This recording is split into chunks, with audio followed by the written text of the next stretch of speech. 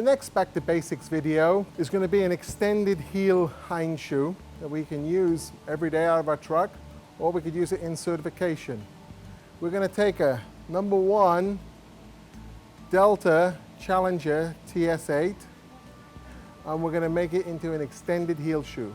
But it's not just extending the heels, we have to change the shape quite significantly. This shoe is going to fit a foot one size smaller. So about 3/4 of an inch in front of the heel, we're going to start the extensions. It's important that we maintain surface area, web width at the heel. We don't want to make the extensions tapered, making them narrow. Otherwise they'll sink into the ground and be non-functional. Once we've heated it, we want the extensions in line with the direction of travel. These are not trailers that stick out the side, they're extensions that stick back in line with the horse. To help prevent distortion of the shoe, we're going to hold the shoe with the tongs on the branch that we're going to be shaping the heel. We're going to have the tongs in line with the heel, and about 3/4 of an inch from the end of the heel, we're going to take the corner of the hammer and hit into the shoe. As we hit into the shoe, we're going to lift up. That's going to turn the heel out. Once we've got it turning out, we put it over the edge of the anvil and we keep forging it until it's in line with the direction of travel of the horse. So once we've made our extensions, the toe shape and the quarters are going to be incorrect.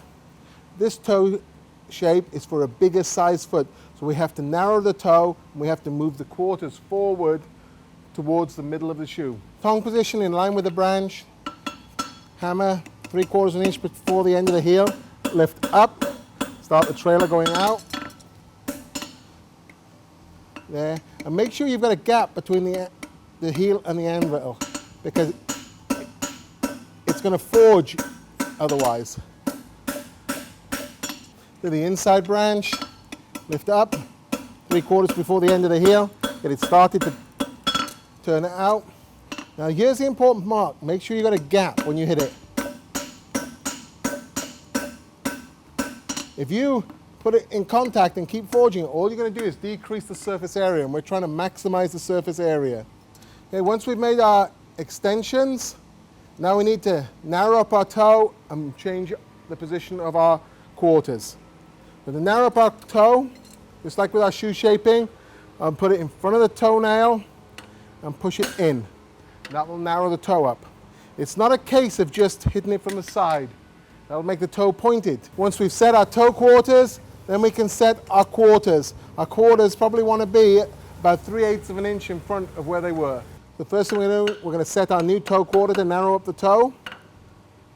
Tongs in line with the branch. Turn it. Tongs in line with the branch.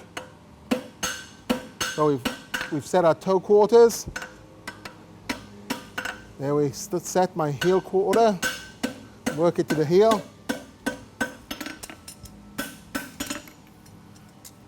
Same on this side.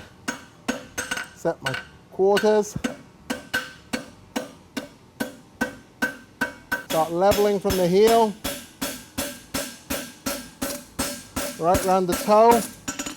Every hammer blow touching the last one. Right through the heel. Look to see if it's level. I like to look down the heels as well. Once I've got my shoe leveled, and check my nail holes with a Delta 5 slim blade.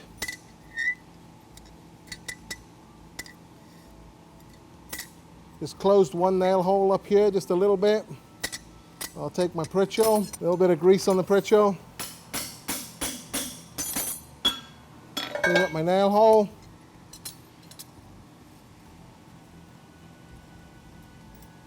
Yep, I've got my nails to fit. So we got a hind shoe with extended heels. Once we've finished our shoe, now the heel nails are not usable because we've moved the quarters forward. If we visualize where the end of the heel would be,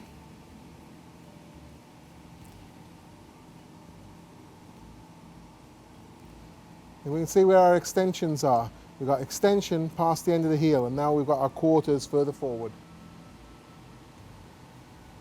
We're putting into practice our extended heel shoe. What we're going to do right now, I've selected the number 2 hind Delta Challenger TS8. I'm going to extend the heels. I didn't square the toe earlier, but the horse needs a squared toe, so I'm going to square the toe and I'm going to put quarter clips on. So it's extend the heels, square the toe, quarter clips. We're going to make extended heels. So these don't stick out the side, they just go back.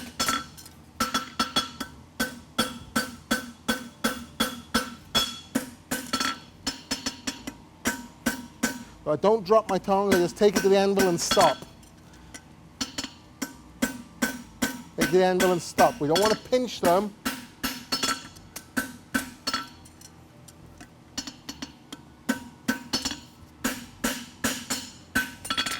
So now the heels are facing in the direction of travel.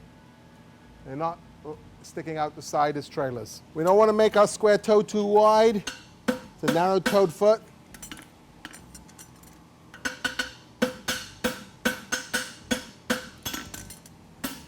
Keep our shoe balance, set our toe quarter. Reset our quarters further forward. Set our toe quarter. Set our heel quarter. We can level it.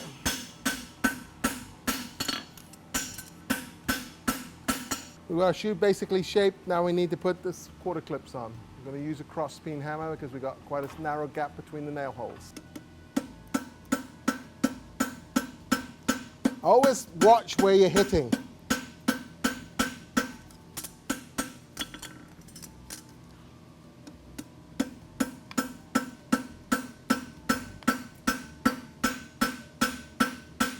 Or I should say, hit where you're looking.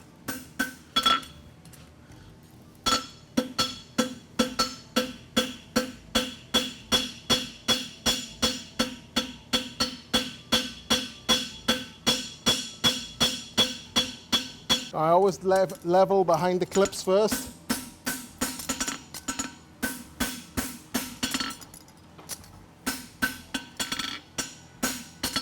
I'll level across the toe. Level the branches. Now I'm going to give my final shaping.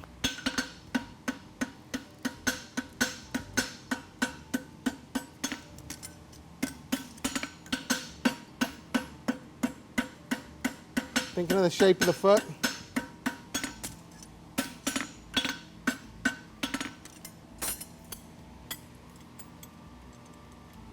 Make sure we get the toe square in line with the direction. Pull back, don't burn down, pull back until the shoes back half the thickness of the hoof wall. So I've got my toe in the direction of travel. I'm checking my clip fits. Heel fit.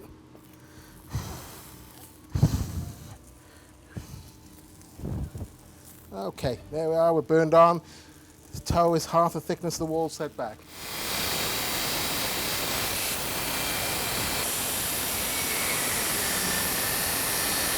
I'm choosing Delta 5 City Head Slim Blade nails. They've got a good head that locks into the nail hole, thin shank so it doesn't cause much wall displacement, especially here where we're shoeing in a dry environment.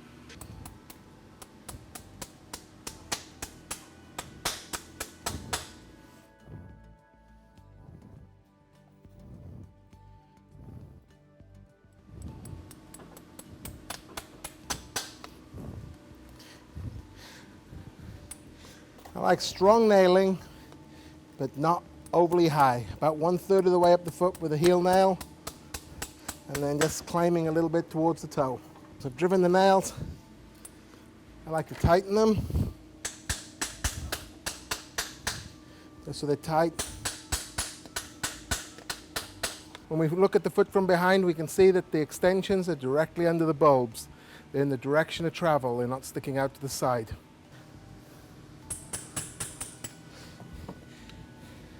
Gouging under each nail, but not too big. We don't want to bury the nails into the hoof wall, just flush.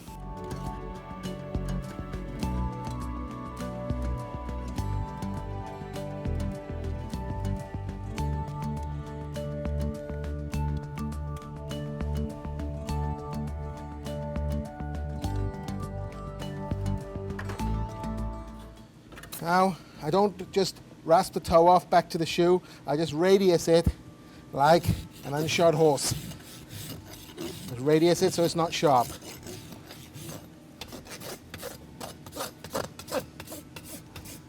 So the wall is big, the toe is still on the shoe. Half the thickness of the wall is still being supported by the shoe. So it's not going to get any hoof distortion. You start getting hoof distortion when you set the shoe back behind the hoof wall so it's not bearing weight.